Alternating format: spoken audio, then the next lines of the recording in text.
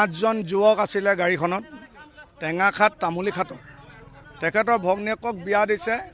বকুল লাহোৱাল বকুল মাছগাঁৱলৈ তেখেতলোকে বৰযাত্ৰী খাবলৈ আহিছিলে বিয়াৰ পাৰ্টি খাই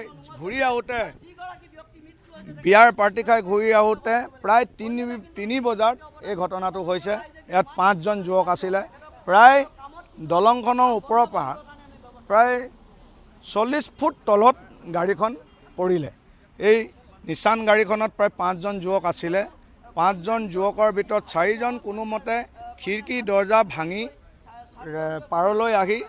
থকা অৱস্থাত আমি পাইছোহি আৰু স্থানীয় ৰাইজ আৰু পুলিচ প্ৰশাসনৰ সহযোগত আমি তেখেতলোকক ডিব্ৰুগড় মেডিকেল কলেজলৈ প্ৰেৰণা কৰিলোঁ আৰু তেখেতলোকে গুপ্তভাৱে আহত হৈছে গুপ্তভাৱে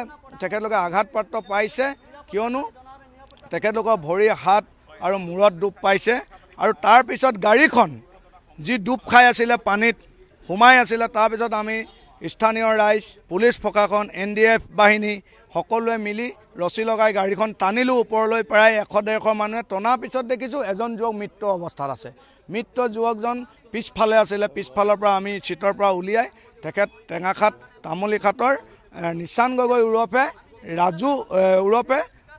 বুবু গগৈ বুলি আমি জানিব পৰা গৈছে আৰু মই এটা কথা ক'ব বিচাৰোঁ এইটো ঠিকাদাৰ গাফিলতিৰ কাৰণে হৈছে কাৰণ মই ঠিকাদাৰ নামটো ইতিমধ্যে নাজানো কিন্তু ঠিকাদাৰ গাফিলতিৰ কাৰণে কামটো হৈছে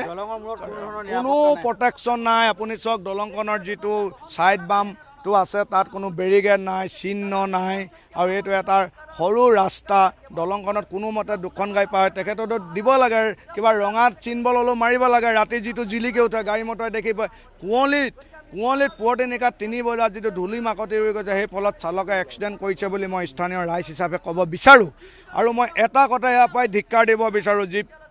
আমাৰ PWD অফিচাৰসকল আছে আমাৰ যি পুলিচ প্ৰশাসনৰ ব্যক্তিসকল আছে আৰু আমাৰ যি ঠিকাদাৰ আৰু ডিব্ৰুগড় জিলা উপায়ুক্ত মহোদয়ক ক'ব বিচাৰোঁ ৰাস্তাটো বনাইছে আমাৰ কোনো যোৱা পথে নাই আমি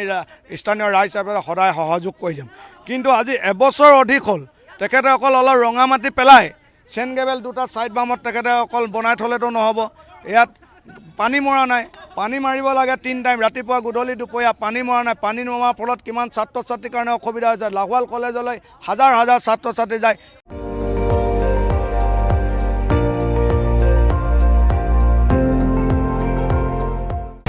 আপুনি চাই আছে ND24 সৰ্বশ্ৰেষ্ঠ নহয় সৰ্বোত্তমৰ দৌৰত